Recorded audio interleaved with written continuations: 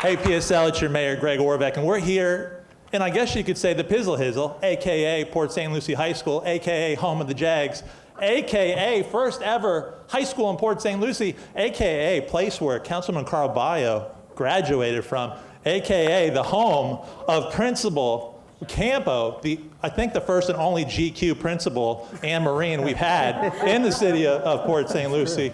And since it is his house, sir, would you please introduce yourself to your student body? All right, well, hopefully everybody here knows me. I'm Mr. Ocampo. I'm the principal. It's my third year here. I'm having an exciting year, and we are looking forward to just an awesome homecoming. We've had a lot of energy and a lot of enthusiasm, and we're looking for a big win on Friday night. Cool. Excellent. You want to win? What? No, come on, Jaguars. I asked if you wanted to win. All right. Keep it coming down the line now. The member of the Jaguar family, my personal favorite, and not just because of his haircut, sir. I'm Charles Kumo. I started the high school in 1989. I was the first principal. Proud to be able to open PSL High. It's good to be with you today. You should have seen his hair before 10 years as being principal, ladies and gentlemen. Go ahead, just please keep it going. I'm just going to pet my Jaguar. Go ahead. Hi, I'm Patrick Madden. I am in my 30th year here of teaching at Port St. Lucie High School. I was the youngest teacher when the school opened, and now I'm not the youngest teacher. But I'm happy to have two of my compadres here beside me, Francis Millar, the bookkeeper and original Jaguar, and Coach John Piccarini, fellow Pittsburgher and head boys basketball coach, back to his original job that he started with as the original boys basketball coach when the school opened. And That's called the circle of life, folks. Just pretend this is Simba instead of your Jaguar. That's right. It is. And I'm the drama teacher here, and I've been here for 30 long years. Wow. So welcome. Thank you. All right, now, any good organization knows where its money goes. Ma'am. I'm Francis Millar. I'm the bookkeeper. I'm in charge of the money, not the books. And I work a lot with all the clubs and activities and the department heads. And I've been here since day one. So if we wanted to know where the Quan is, the moolah, the dinero, the green, the cabbage, what else you got? Dinero, what do you got? What do you got? Pesos, bread. Ooh, good, nice. Sir, I think this is our most serious guest.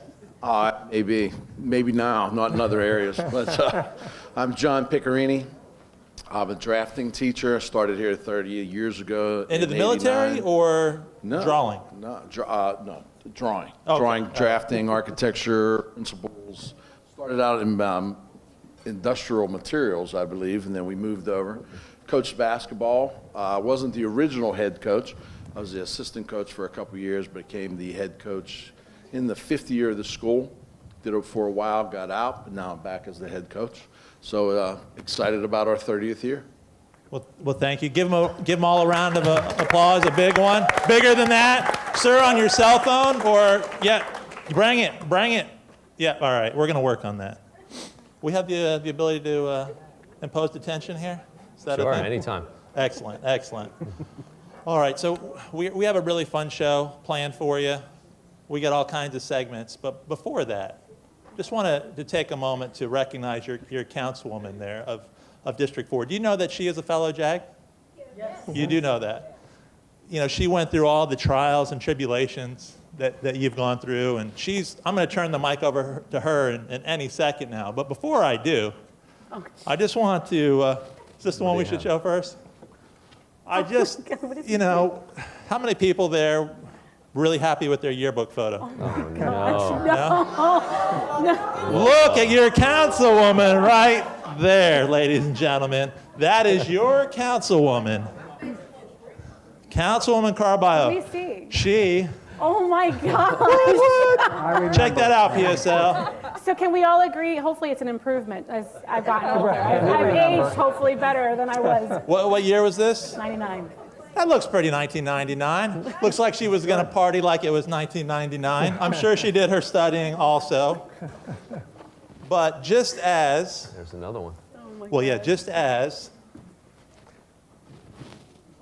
our little Jaguar cub grew into a great Jaguar, Councilwoman Carballo learned while she was here.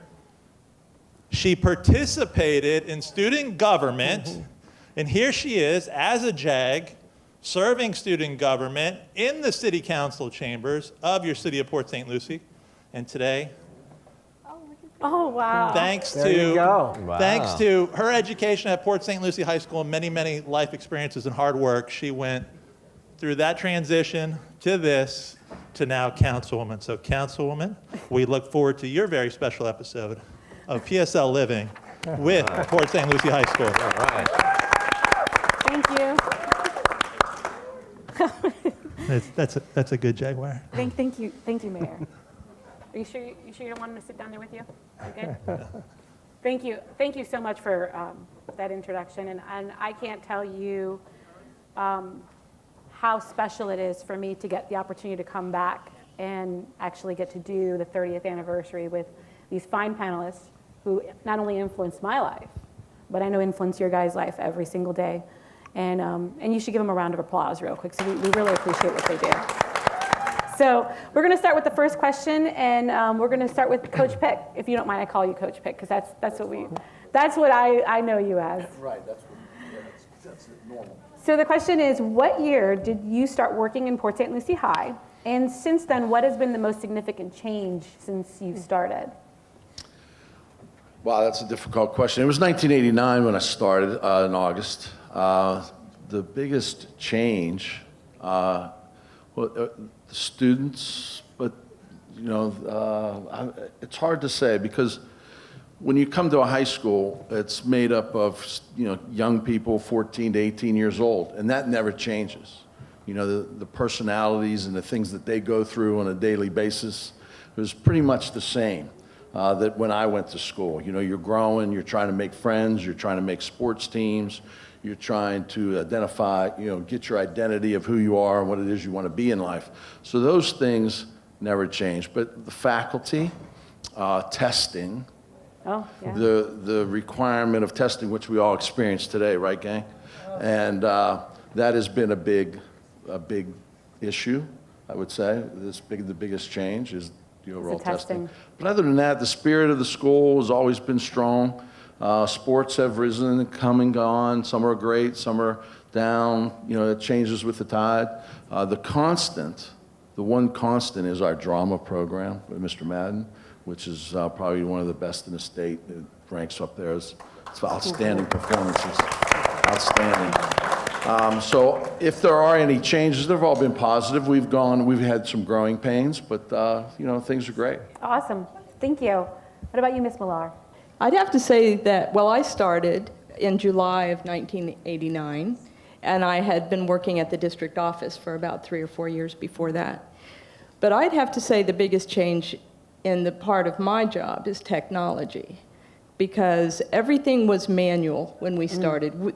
It's hard to remember, but we didn't have computers. We were the first school in the county to get computers, and they were the IBM 286s with 500 megabytes of memory, I think, with the big floppy drives and stuff like that. We don't know what that is.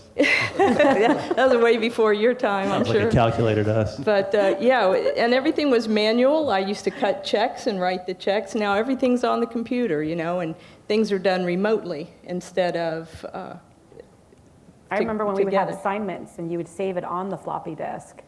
And, Right. that's and it was so cool to go to because we had computer lab.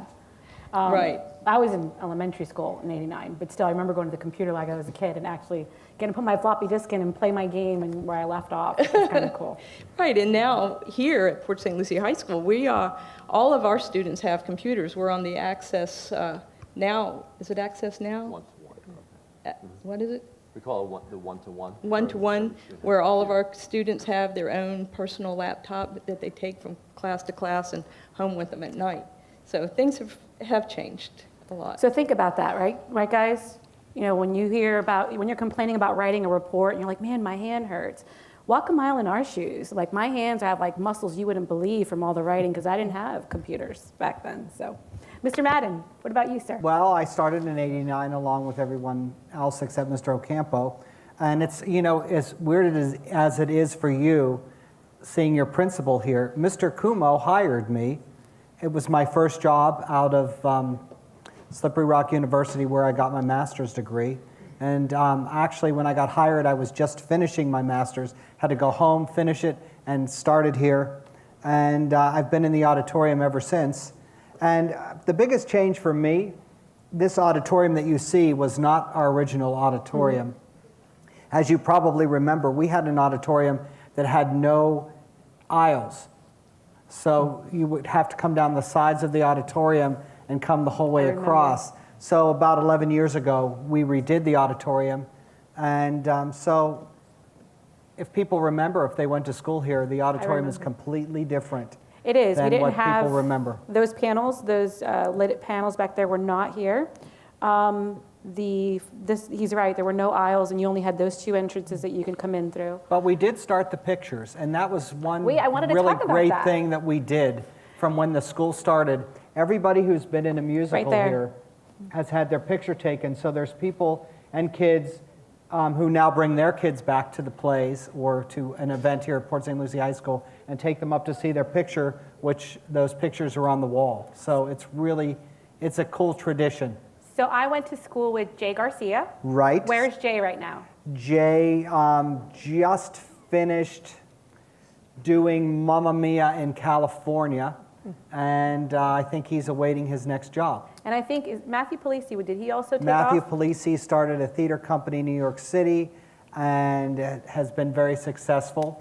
So those are just a couple of people that I went to school with that, I mean, we're also very proud of what they've Right, achieved. I'm proud of all of my kids, and we have so many that have gone on and are doing great things around the world in drama. Awesome. Mr. Kumo. Hang on one second. Inquiring minds want to know. First of all, can we all, Jags, can we give a big round of applause to our drama program and level production? I can tell you, as mayor, the community is very, very proud of the caliber, the level of talent that we have in all of our shows, the level of excellence. It's really on par with a lot of major metro areas, big cities. What they put out, that's the kind of stuff that we're doing at the high school level. It's exceptional. But you know, the audience and I, Mr. Madden, want to know, after 30 years, I mean, working so hard, having so much success, has it changed you? Is it true that part of your contract is that your office can only have red and white M&Ms, or the show will not go on? Is that true? No, that is not true. I don't Okay. have any specifics in my rider, Okay. in my Excellent. contract rider. No, Yes. I am not. Excellent. Thank you. Thank you. Back to you, Councilwoman.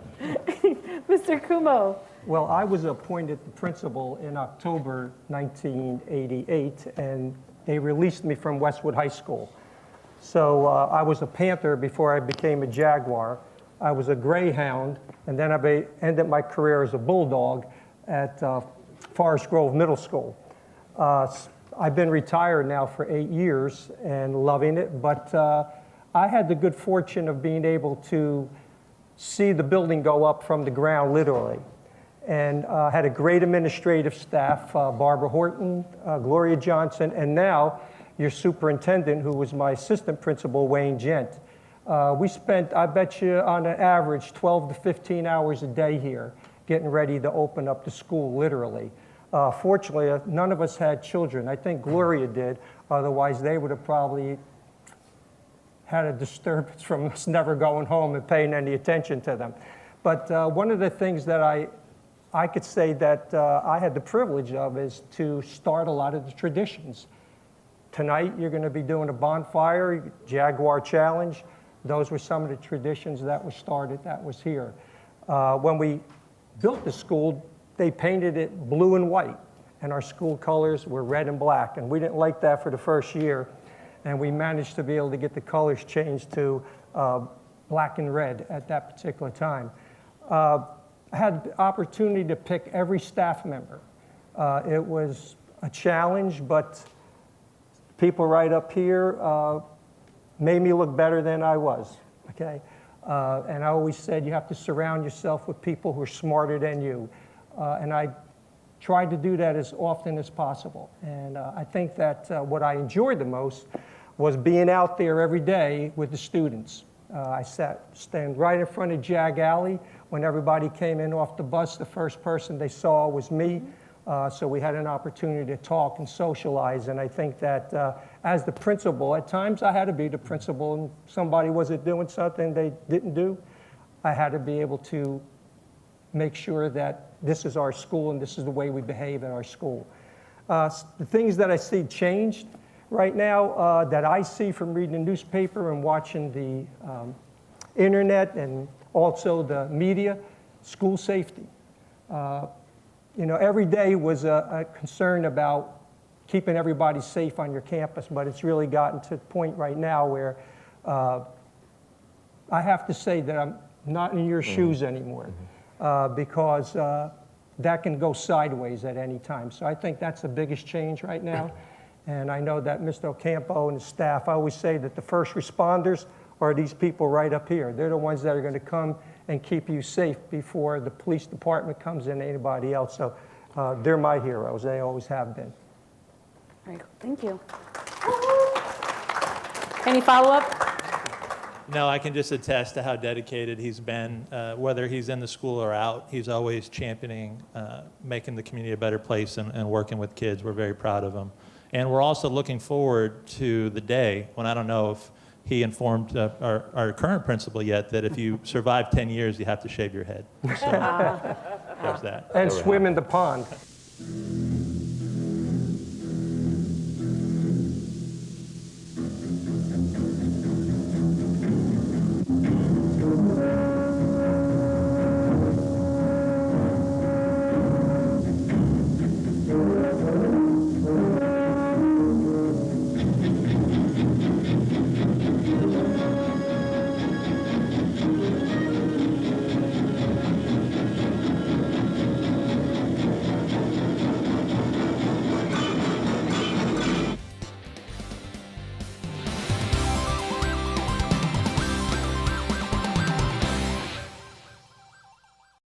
So just like before, we were teaching about double negatives and what that means in English. Really, jealousy is the fear of losing something you have, whereas envy is the fear of never obtaining something you don't. So it's envy? I can't really be jealous. I'm more envious Yes, of the there you go, principal. envious. So just words for the day. Remember your SAT.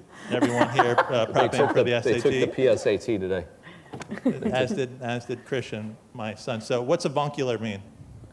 What does avuncular mean? Said nobody ever defined. This is an SAT word. Oh, it is. Avuncular. I wanted to start with A's just to give you a shot. What do you got? We took a pre-SAT. We didn't take the SAT. It's never too early for success. That sounded like a lot like an excuse. It means uncle-like. Avuncular. So, Mr. Ocampo, you're up next. When did you start working? Okay, so 3 years ago, I got a call from our superintendent, Mr. Gent, and he said, I have an opportunity for you to come up to Port St. Lucie. So at the time, I was the principal of a high school down in Palm Beach County. So I knew the superintendent, I knew Mr. Gent, because when I was an assistant principal 12 years ago in high school down in Palm Beach County, he was my principal. And he pretty much taught me and groomed me for a number of years. About 2, 3, 4 years that he grew me and he showed me exactly how to run a school. Now the interesting thing is, so Mr. Gent worked here as an assistant principal and learned from Mr. Kumo. So Mr. Kumo taught Mr. Gent taught me, and so one of the things that he taught me is, there was a book that was out, it was called Turning Something Good to Great. So Mr. Gent is never happy when something's just good. Okay? He really wants things to be great. And so he made us read this book, and ever since then, I've always been trying to turn good things, good schools, into great schools. So he said, hey, I got a school in Port St. Lucie. That's good, but it was great, and it's kind of just been good for a while, and I need it to turn great. So everything that you've learned, everything that I've taught you, and everything that Mr. Como has taught me, I need you to come to Port St. Lucie and do. So I came up here, and 3 years ago, and I took everything that Mr. Gent has taught me. I've kind of been implementing it slowly over the last 3 years. And I think together, we're really moving the school in the right direction. And if we're not great yet, we're knocking on the door of greatness. Awesome. Thank you. So, Mrs. Millar, we're going to start the next question with you. So, what does it mean to you to be a Jaguar? And what is the biggest challenge students face today? That's a hard question for me to answer because I don't really deal a lot with the students. But being a Jaguar has always been really special to me because when I was in high school, it was a different time. And I was part of the very first graduating class of Fort Pierce Central. So I had gone to a lot of different schools. And when I came here, I felt like this is the real high school experience. This is the way that it should have been. Everybody was happy. We were having fun. You know, the athletics was great. The band was great. The drama was great. So, you know, to me, it's just been very special just to be here. And that's probably why I'm still here. You And know? what do you think is the biggest challenge students face today? With the kids, honestly, I believe that, like I said, the technology has come in. I think that's the hardest thing that they deal with now because it's a 24/7 connection with other people. You have the problems of constant stress. The testing is out of control, really. It's just constant. So the kids are under a lot of stress, but they're still expected to do all of the other things that we did. Right. You know, and it's just like today. They had testing all day. Now we have a parade, and we have Jag Challenge, and we have all the fun stuff at night. And then they're supposed to be here again tomorrow morning, you know, just to do their studies just like normal. So I feel like that's a stress and hard for the kids. But just for the record, that's exactly what college is like. It's awesome. So you prepare hard, you study hard, you perform on tests, and then afterwards you get to have fun too. Mr. Madden. Hold on, before you do that, you know, we have this great game. Now, you guys, I'm sure, get asked tough questions all the time. Hopefully not from the principal or your bookkeeper, but Coach Pick, he seems like he could be pretty tough sometimes. So he probably drills down pretty hard. But we have a fun little game, don't we, Councilwoman? Yes, we do. And let's take a couple of those questions right Okay. now. So your faculty, your esteemed leaders here have a yes, I have, and a no, I have not. And we have some fun questions for them. And I think to amp up the level of fun, Councilwoman, we should have a member of the studio audience ask the question. You okay with that? Yeah, I'm okay with that. Who would like to ask this group of esteemed leaders of your school hard question? All right, will you please rise? Yes. Please put your right hand up and, no, I'm just kidding, but here, read this question. Never have I ever failed a class. So we're not going with pure English on this one. It's just yes if you did something bad, no if you didn't. Never have I ever failed a class. Oh, you see that? That's why you want her taking care of your money, ladies and gentlemen. They never failed class. Back to you. Thank you, sir. Mr. Madden, Yes. question. What does it mean to be a Jaguar? And what is the biggest challenge students face today? Well, I'm very proud to be a Jaguar, and it was because of the tone that Mr. Kumo set when he opened this school. And I think that my friends would agree. We had a great faculty, and it's continued through the years, and the memories and the people that we've gotten to meet. And so many of them are no longer here. Yeah. And so it means a lot to me, and the day is eventually going to come where I'm going to walk out the door. But, you know, no time soon because I have a 9-year-old kid. But, I mean, other than that, I mean, truthfully, it's a real honor to be teachers at the first high school the town ever had. And people, I don't know that everybody realizes it, but it is the first high school that Port St. Lucie ever had. And the experience that the four of us have here on the stage, no one can ever take that away or come after us. They're always going to be second. because we were the first. And the best. Go Jags. Just Well, that's right. plug it. That's I gotta right. plug it, so. And how have things changed with the Jaguars? How have the students changed? That was the second part of the question. Yes. Well, no, it's, and what are some of the biggest challenges you feel students face today? The biggest challenge that students face today would have to be, I kind of will piggyback on Francis. It's trying to teach with the computers and the cell phones and the headphones, and it's social media technology, because everybody wants to be connected into something. And, you know, when we do the play, they have to leave that stuff at the door. Yeah. So that's probably the biggest change. Okay, great. And then, Mr. Kumo, I know you talked about what you felt was the largest challenge students have, but tell me what it means. And I know you could talk about this for hours, because you and I have talked about this, I think, over the years as we bump into each other. Tell me what it means to be a JAG. When we opened the school, our motto was this was going to be the lighthouse school on the Treasure Coast. So the standards and expectations were very high. Not only that, our faculty came from other schools. Fort Pierce Central, Westwood were combined with us. So we had some, Cobras, and we had some Panthers. So our thing was to meld everybody, and we were going to be the lighthouse school. And I remember we had our first pep rally.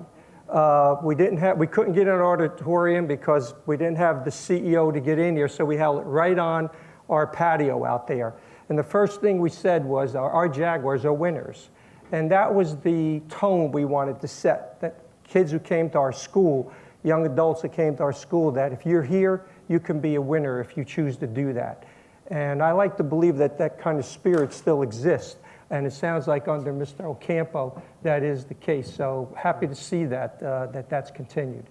I think challenge, I don't know, I think, I've been out of the business now for 8 years, but I still interact with kids a lot. I'd have to say that, the pressure on accountability, making the grade, and that also applies to your teachers, because there's a lot of pressure on them too, placed on us from the state to be able to meet that goal. Don't have an issue with accountability, but I think some of the expectations are a little to the left versus the right. Interesting. Thank you. And Mr. Ocampo, what does it mean to be a JAG? So when I was in high school, I was a different cat. I was a lion. And I'll never forget when I walked into my high school, the assistant principal came up and spoke with all the freshmen. And he said, when you come to our high school, you're a lion, not just while you're here, but you're a lion 24 hours a day, 7 days a week. And so what he meant by that is the expectations that we have for you in school are also those expectations that we have for you when you go home. Because you really represent the community when you're out there at home, interacting with your neighbors, interacting with your friends. And so for me, being a Jaguar is representing all of those things that we teach you here at school throughout your lives, even when you leave here. So that way, when you leave here years from now, you can talk about Port St. Lucie in a positive way, and it just represents a positive way for Port St. Lucie for students. The biggest challenge that I think our students face is that I think that they just have a lot of responsibility that I think that we necessarily didn't have. So when I was younger, we were allowed to be kids for a long time. And if we made mistakes, I think that there were a lot of people there that would help you and guide you. And I think nowadays kids grow up a little bit faster than we did. And sometimes the mistakes that they make, sometimes they're a little bit longer lasting than they were when we were kids. So when we were kids, if we tripped and fell, there was always somebody there to pick us up. I think nowadays, sometimes the kids trip and fall, and even though we're there to pick them up, sometimes it stays a little bit longer with them. So that's one of the things that I feel like our kids now, it's tougher for them. I do. I feel like the kids now have a tougher childhood than we do because of those high I expectations. think social and media is going to change that too, because you guys are the first real generation of social media. And I don't think you're going to realize the impact it has as far as any mistakes you might make in life and how that will constantly play out, because that's available free to everybody around the world. It's going to be you, when you have children of your own, you're going to be tough on your kids on social media because you're going to see the impact it is on your life. Right, so if you take what I was just talking about and you kind of add it to what everyone else on the panel was talking about with technology, you know, when I was a kid, if we made a mistake, nobody recorded it, nobody put it on Facebook, nobody put it on a blog, nobody put it out there on social media, people forgot about it the next day. Nowadays, it's out there for almost forever. Exactly. So, Coach Pick, Yes. what about you? One special thing I get from being a Jaguar is when the school opened, we were the only school in the state with the Jaguar as our mascot. And then when the Jacksonville Jaguars were created in the NFL, they took it upon themselves to visit our school and share in the identity of what we were as winners. And they brought their bus all the way down, and they brought some representatives, a couple football players, a couple cheerleaders, and they talked to us about, you know, what it means to be a Jaguar, and wanted to come down to our school to kind of get that and take it back with them. So that was something that I'll never forget. And you know, I've been at other schools as far as coaching and other things, but this place has a spirit, and I think it's because of the way it started with Mr. Kumo and the faculty that we had. There was a lot of spirit here, and for the first time, I think Mr. Ocampo has brought that big spirit back with the faculty. We have a unique faculty right now. I think there's a lot of dynamic parts that really played together very well, which was the way it was in the beginning. So that is pretty special. Thank you. Mayor, let's go to have a never have I ever question. Next one. Yeah, actually, we're going to come back with Never Have I Ever. We need to take a short break. We'll be back in 2 and 2.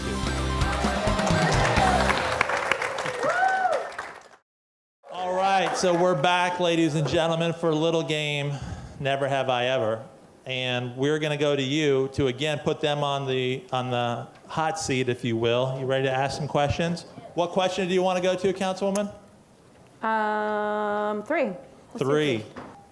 Never have I ever been called the principal's office. 2. Oh, a little mixed bag there. Let's do number 4. Number 4. Yeah. Never have I ever participated in a senior skip day. What? Those are lies down That's there. not. I never did. I went to the state fair, y'all. That's what I did. And Clearwater Beach. We knew how to do it. So we're going to go to the next question, and this one's I want to do a little fun with this one. So the question is, tell me a bit how student interaction has changed on campus and what fun and creative personalities you might have come across in your time here. So it's a big question, but I'm going to give you an example. So for me, and it's a silly one, but it's the one that I really remember is, do we still have A lunch and B lunch? Yes? Yeah. Okay. So I remember that when we would go to our lunch, we would go to my favorite lunch was always B lunch. And it was because we would get together, get our food at the concessions, come over to the benches, and the trash cans would be there, and all the guys would get around the trash can and start beatboxing and doing beats and rapping. And it was like that 30 minutes where we just got to be kids and have fun and laugh, and it was awesome. But I remember all those personalities, and I see them growing up, and we laugh about it today. So that was something creative and kind of silly that we did as a kid. But what goes on now on campus? Mr. Madden, we'll start with you. Well, I always have a very eclectic group of people in the drama department.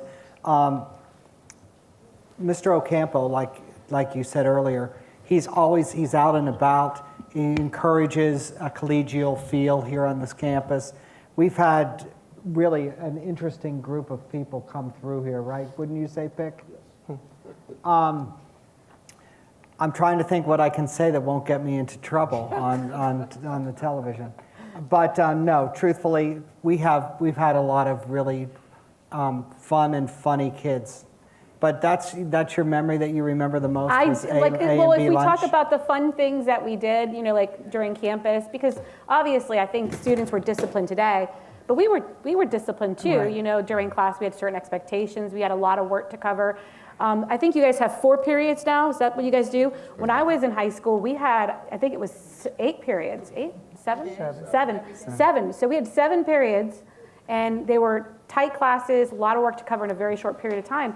And then you only had, you gave us maybe 3 minutes to get to our next class, if I remember correctly. So you were hustling. So that was it for me. See, and if you didn't have that much time, then you can't get into trouble. Yeah, I know. Right? That was always Mr. That's Kumo's why I philosophy. didn't have senior skip day, Right. Mayor, and that's why I never got called to the principal's office, because you didn't have time to get in trouble. A funny story that I remember is when we were doing the play one time, a girl got caught in the bathroom because the door broke. So in the middle of the play, she went in to go to the restroom, and she was due for her big song, and she got locked in the bathroom, and we actually had to take the hinge off the door while the person on stage was covering to get her out and continue with the show. So Wow. one of the many. That wasn't Melissa Lowry, was it? That was not Melissa Lowry, although if people have been to the plays, they know about Melissa Lowry.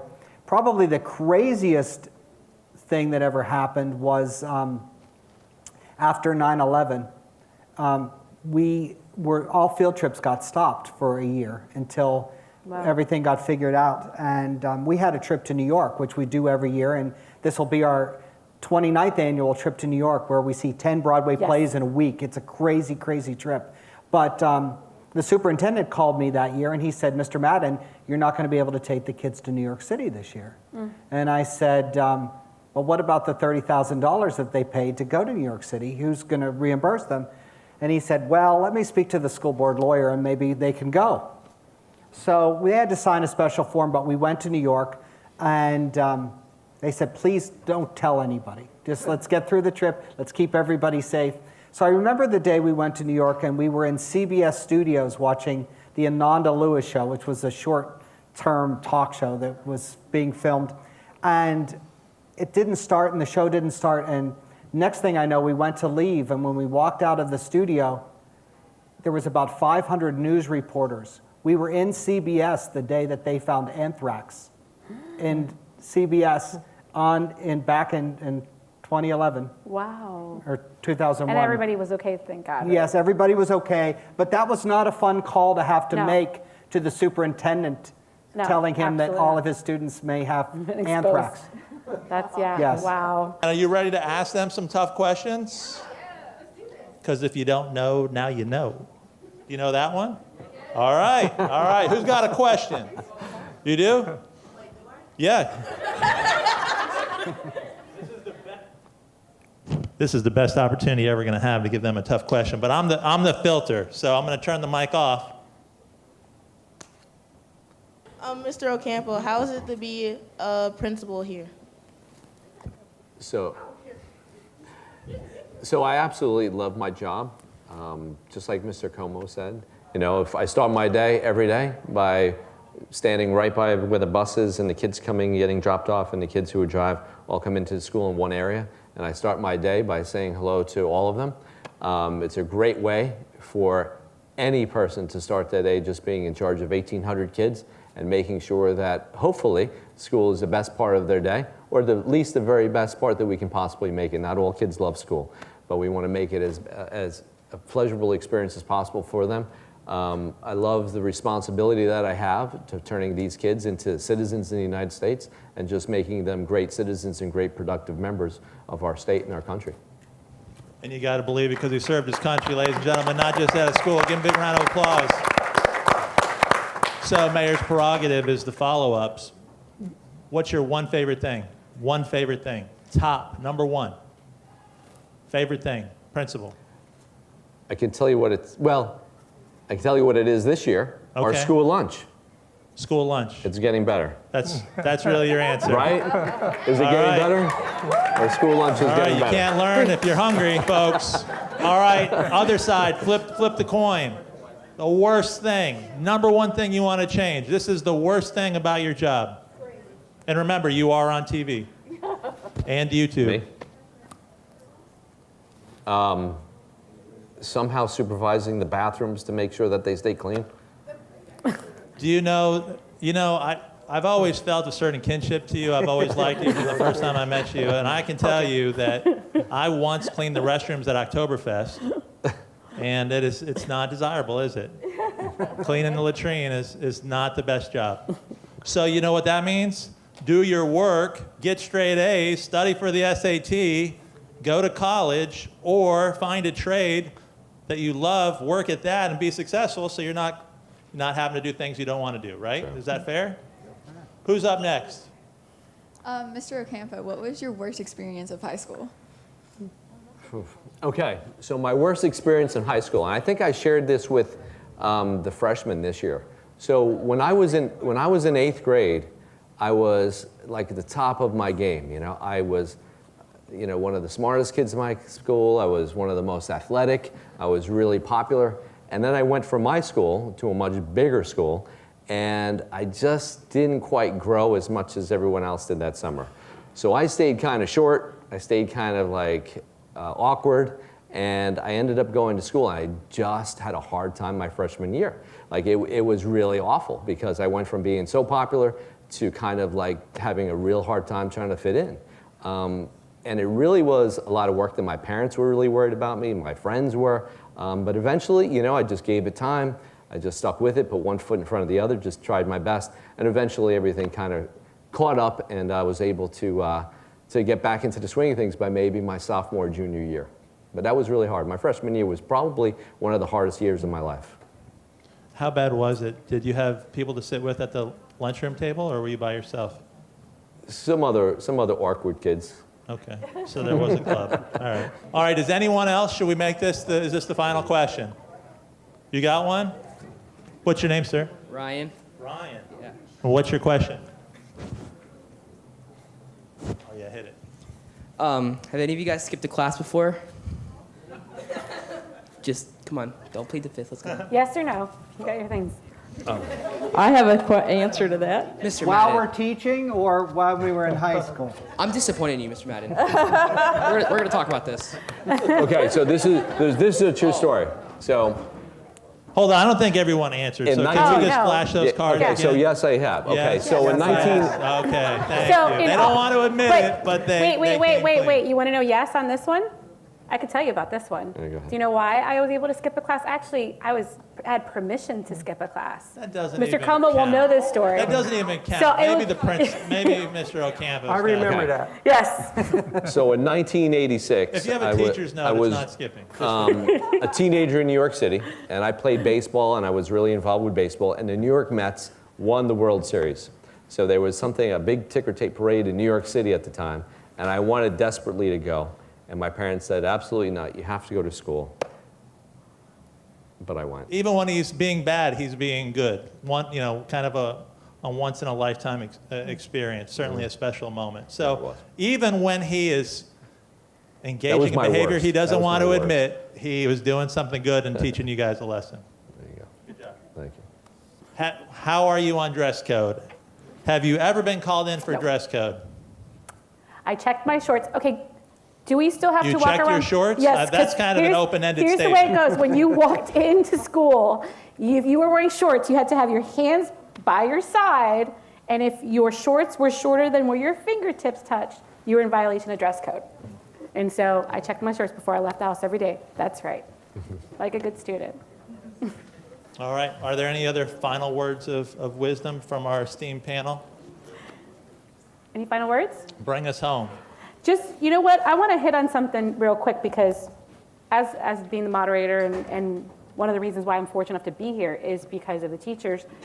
And I would say two people in particular that were teachers at this school influenced me. And that's Mr. Leonard, who has passed, and Mrs. Sybil Cobb.